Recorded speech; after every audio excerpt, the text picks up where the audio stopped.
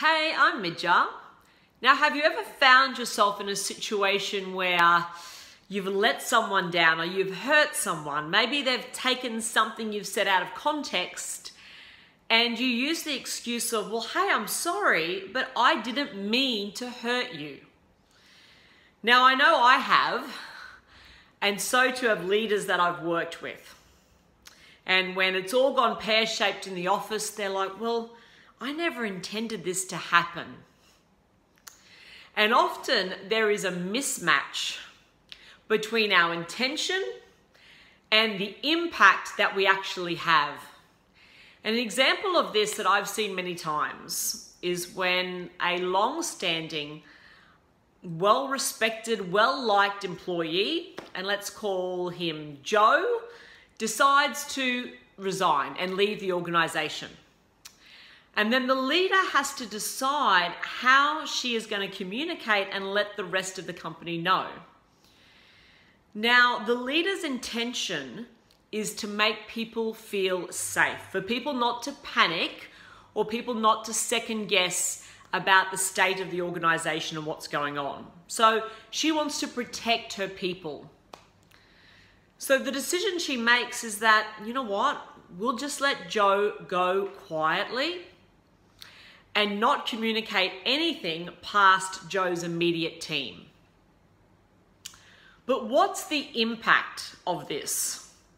Well, as soon as people find out about Joe, and of course they're going to find out about Joe, they're up in arms and they're like, hang on, what happened here? Why weren't we told? And then there are feelings of distrust and disloyalty. People no longer feel safe. They feel vulnerable, and it's the exact opposite situation of what the leader was trying to create. And I see this time and time again. So as a leader, what can you do to make sure that your intention matches the impact that you have? Well, I think there's a few steps that you can take. The first thing is, of course, is to check in on your intention. So what is it? If you're trying to communicate something or take some action, are you wanting to inform your people, motivate, inspire them?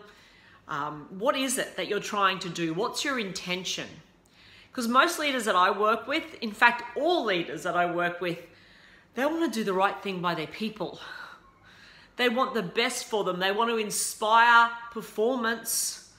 And so we need to make really clear our intention and set that.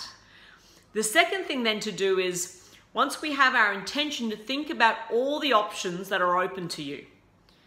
So what can you do? What methods do you have to ensure that you get the result you want? And this can be tricky as a leader because you're busy and things are moving fast and you're making decisions on the fly. And often we don't take the time to sit back and think about, okay, if I do that, what is going to be the real impact here? And what are some of the unintended consequences that might flow from the action I'm about to take? And so once you decide on that action and take that action, the third step is then to seek feedback.